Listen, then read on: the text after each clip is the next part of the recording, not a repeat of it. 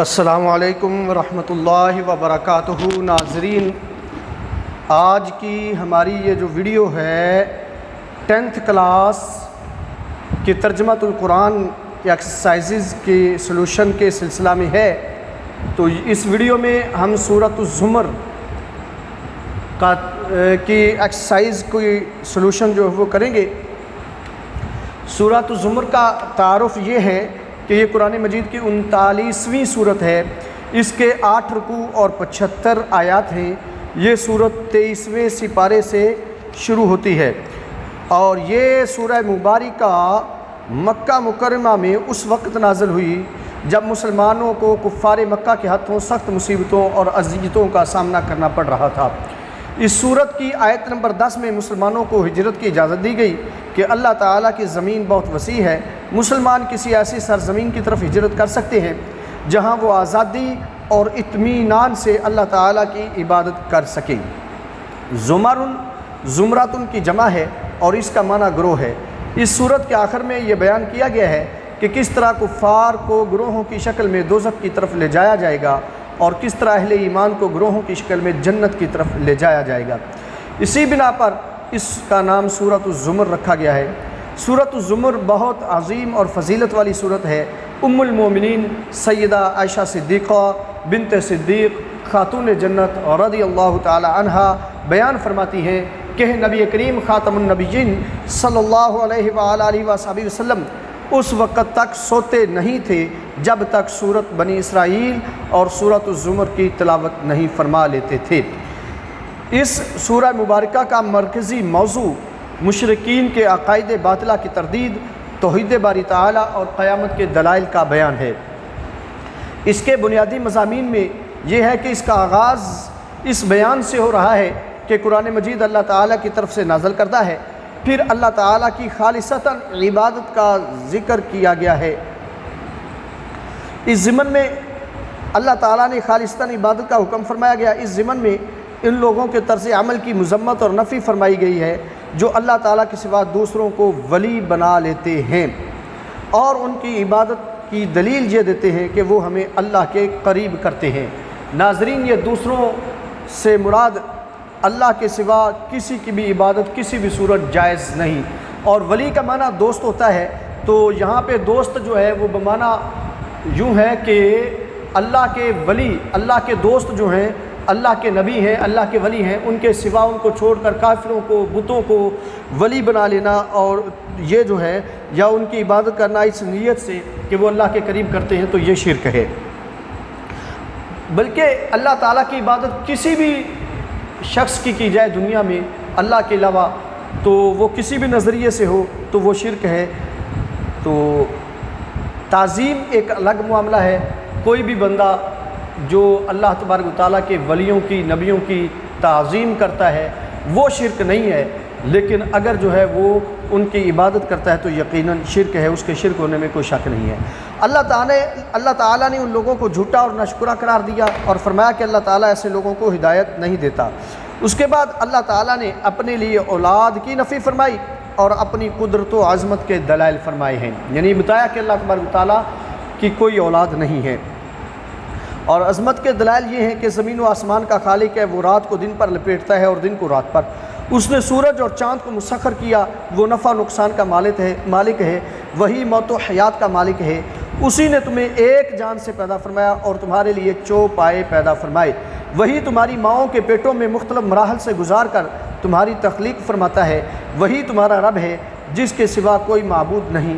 اللہ تعالیٰ کی قدرت کاملہ کے دلائل ذکر کرنے کے بعد انسان کو مخاطب کر کے کہا گیا ہے کہ اگر تم اس کے باوجود اللہ تعالیٰ کی ناشکری کرو تو وہ تم سے بے نیاز ہے، اور اگر تم اس کے شکر گزار بنو گے تو وہ تمہاری اس ادا کو پسند کرے گا۔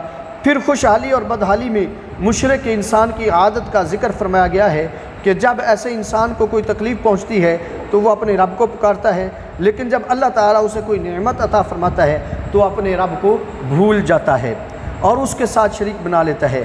پھر ان خود ساختہ معبودوں کو اللہ تعالیٰ کے ہاں سفارشی سمجھتا ہے، جبکہ یہ یاد رہے خود ساختہ معبودوں کو سفارشی سمجھتا ہے، جبکہ مومن کا یہ کردار ذکر کیا گیا ہے کہ وہ رات کی گھڑیوں میں سجدہ کرتے ہوئے اور قیام کرتے ہوئے اللہ تعالیٰ کی عبادت کرنے والا، آخرت سے ڈرنے والا اور ہر حال میں اللہ تعالیٰ کی رحمت کا امیدوار ہوتا ہے۔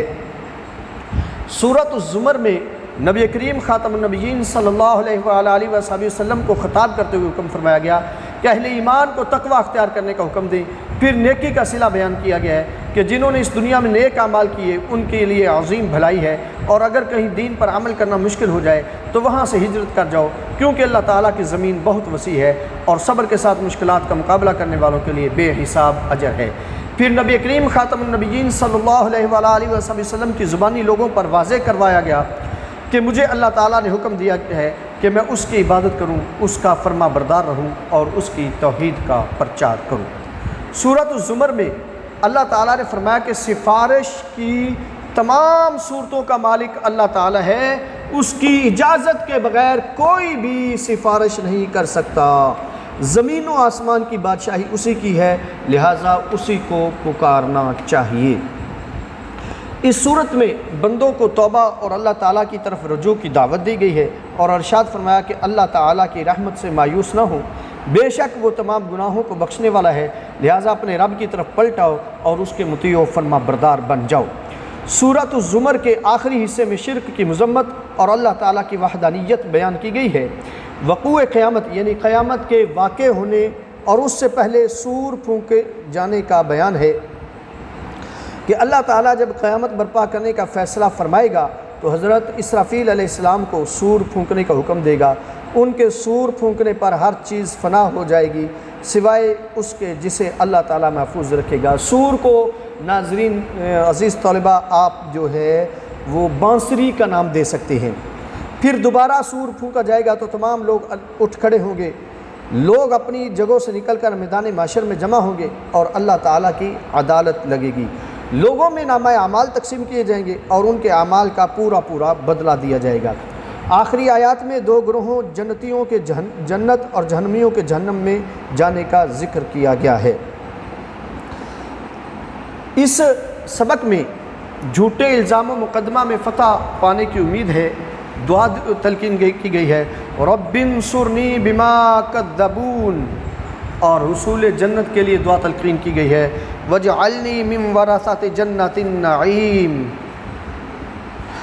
ناظرین یہ تھی سورۃ الزمر جس کی آیت نمبر 7 تا 14 اور آیات 7 تا 14 اور آیت نمبر جو ہے وہ 53، ان کا ترجمہ جو ہے وہ سلیبس کے اندر شامل ہونے کی بنا پہ وہ ترجمہ ہم پہلے کر چکے ہیں، اور اب جو ہے وہ ہم چلتے ہیں اس سورہ مبارکہ کے مشقوں کے حل کی طرف۔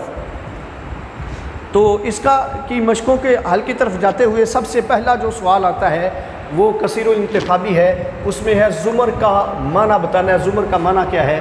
آپشن دیے گئے ہیں قوم، گروہ، لوگ یا مقدس، تو اس کا درست جواب ہے قوم۔ دوسرا سوال ہے سورۃ الزمر میں مسلمانوں کو اجازت دی گئی ہے کس چیز کی؟ تجارت کی، جہاد کی، ہجرت کی یا تبلیغ کی؟ تو درست جواب ہے ہجرت کی اجازت دی گئی ہے۔ تیسرا سوال ہے زمین و آسمان کی بادشاہت کا مالک اللہ تعالیٰ کو سمجھنا یہ کون سا عقیدہ کہلاتا ہے؟ عقیدہ توحید، عقیدہ رسالت، عقیدہ آخرت یا عقیدہ ختم نبوت؟ تو اس کا درست جواب ہے عقیدہ توحید کہلاتا ہے۔ چوتھا سوال ہے دوسری بار سور پھونکے جانے کے فوری بعد لوگ جائیں گے کہاں جائیں گے؟ قبر میں، جنت میں، جہنم میں یا معاشر میں؟ تو درست جواب ہے معاشر میں۔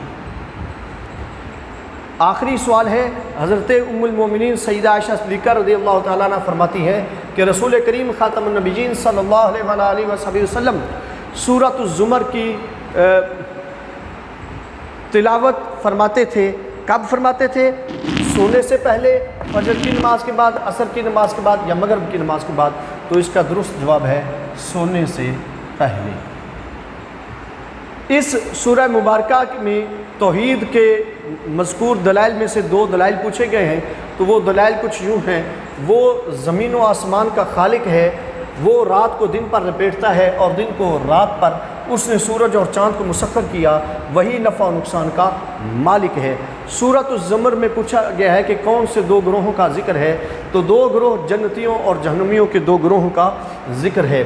مومنین کی صفات پوچھی گئی ہیں، تو مومنین کی صفات یہ ہے کہ وہ رات کی گھڑیوں کو سجدہ کرتے ہوئے اور قیام کرتے ہوئے اللہ تعالیٰ کی عبادت کرتے ہوئے گزارتے ہیں، آخرت سے ڈرنے والے ہیں۔